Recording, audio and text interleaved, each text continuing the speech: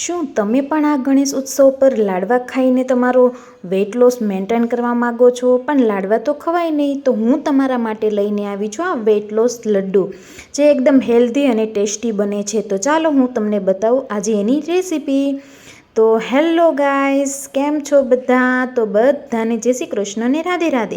તો સ્વાગત છે તમારું મારી યુટ્યુબ ચેનલ શ્રદ્ધા લાઈફસ્ટાઈલમાં. ભાઈ, નજીકના દિવસોમાં આપણે ગણેશ ઉત્સવ આવે છે અને બધા લાડવા ખાતા હોય, તો આપણે કેમ રહીએ લાડવા વગર? પણ જો લાડવા ખાઈએ તો આપણું વજન વધી જાય, બરાબર ને? તો હું એટલા માટે તમારી માટે મસ્ત રેસીપી લઈને આવી છું. ચાલો જોઈએ.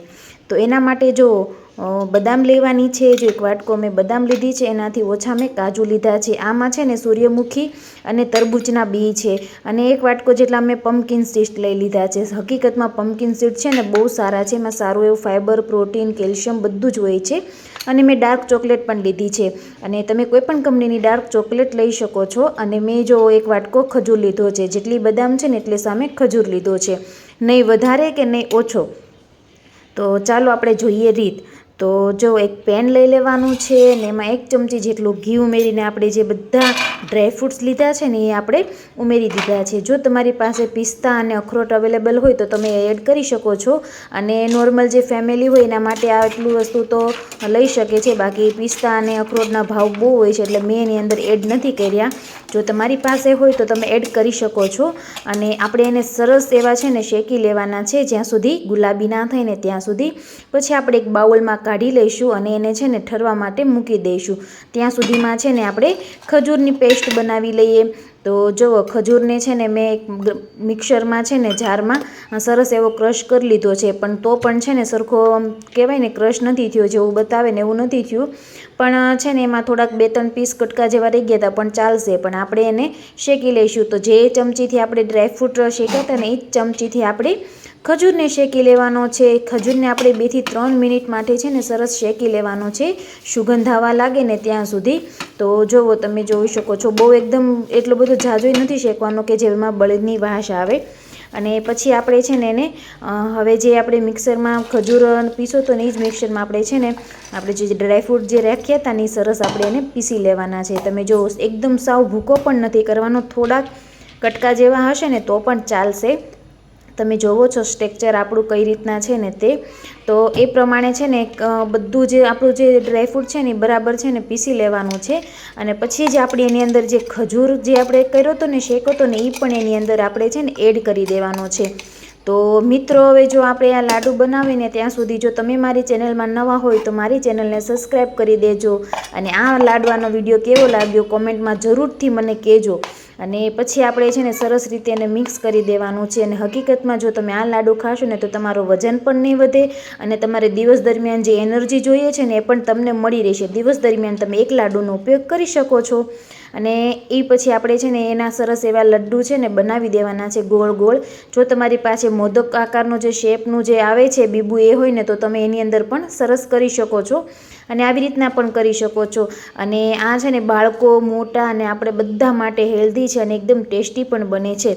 કે જરૂરી નથી કે આપણે લોટના લાડવા બનાવીને જ ખાઈ શકાય. આ લાડવા પણ ગણપતિ દાદાને ધરાવી શકાય અને ખાઈ પણ શકાય છે. તો બધા સરસના જો મેં છે ને લડ્ડુ બનાવી દીધા છે. ને હવે આપણે એને છે ને ફ્રીજમાં સેટ થવા માટે મૂકી દઈશું, કેમ કે આપણે ઉપરથી ડાર્ક ચોકલેટનું કવર કરવાનું છે ને એટલા માટે. તો એને મેં છે ને 10 મિનિટ માટે છે ને ફ્રીઝમાં મૂકી દીધા છે. અને ડાર્ક ચોકલેટને જો મેં છે ને ગરમ વરાળથી છે ને ઓલા કરવા માટે પણ મૂકી દીધી છે. અને જો આપણી ડાર્ક ચોકલેટ એકદમ છે ને પીગળી ગઈ છે ને સરસ આવું ટેક્સચર આવે ને ત્યાં સુધી આપણે એને રાખવાનું છે. પછી મેં ફ્રીજની અંદરથી બધા લડ્ડુ કાઢી લીધા અને પછી એને છે ને વારાફરતી છે ને ડીપ કરીને મૂકી દીધા. જેવું પતલું આપણે બધા વિડીયોઝમાં બતાવે ને એવું નહોતું થયું, પણ એટલું બધું ખરાબ પણ નહોતું થયું, પણ ચાલી જાય એવું છે. તો જો સરસ એવું છે ને આગળ તે આખો લડ્ડુ આપણે નથી ડીપ કરવાનું, આપણે થોડુંક એવું જ તે છે ને ડીપ કરવાનું છે. એટલે છે ને વધારે કેલેરી ન જાય આપણી, એટલા માટે ચોકલેટના લીધે. તો જુઓ સરસ છે ને બની ગયા. અને આનાથી છે ને ટેસ્ટ પણ સારો આવે છે લાડવાનો. અને છે ને લાગતું પણ નથી કે આપણે છે ને નકરું ડ્રાયફ્રૂટ ખાઈએ છીએ. મસ્ત જે લોકોને ચોકલેટની ક્રેવિંગ થતી હોય ને એ લોકો માટે છે ને બેસ્ટ છે. તો તમારી ચોકલેટની ક્રેવિંગ પણ પૂરી થઈ જાય અને એ બાને એનર્જી પણ મળી જાય અને વધારે કેલેરી પણ ન ખવાય. તો મિત્રો જોઈ શકો છો. પછી છે ને મેં બધા લાડવાને વારાફરતી છે ને ચોકલેટની અંદર ડૂબાડીને સરસ બહાર કાઢી લીધા. અને ઉપરથી છે ને જે કાજુ બદામની મેં છે ને ઝીણી છે ને ખમણીથી ખમણી નાખ્યા હતા, તો એને છે ને ઉપરથી મેં ડેકોરેટ માટે છે ને સારા લાગે એ માટે સરસ એવા ઉપરથી પણ મેં મૂકી દીધા છે. તો આ વખતે ગણપતિ ઉત્સવમાં તમે પણ લાડવા વગર નહીં રહો.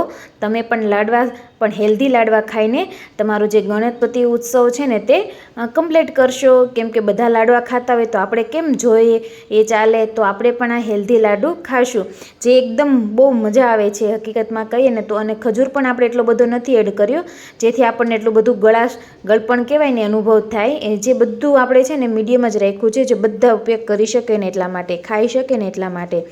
તો જો મિત્રો આપણે ટેસ્ટ પણ કરી લઈએ તો હકીકતમાં ખાવામાં બહુ મસ્ત બન્યા હતા અને માધવને અને ઉમેશને પણ બહુ જ ભાવ્યા. તો મિત્રો તમને આ મારો વિડીયો ગમ્યો હોય તો લાઈક કરજો, શેર કરજો, સબસ્ક્રાઈબ કરજો મારી ચેનલને નવા હોય તો. અને જરૂરથી કોમેન્ટ કરજો કે તમને આ લાડવાની રેસીપી કેવી લાગી. અને તમારા બધા મિત્રો અને ફેમિલી સાથે શેર કરજો કે જે લોકો વજન ઘટાડવાની પ્રોસેસમાં હોય ને, તો તમે પણ આવા લાડવાને બનાવીને લઈ શકો ઘરે આરામથી.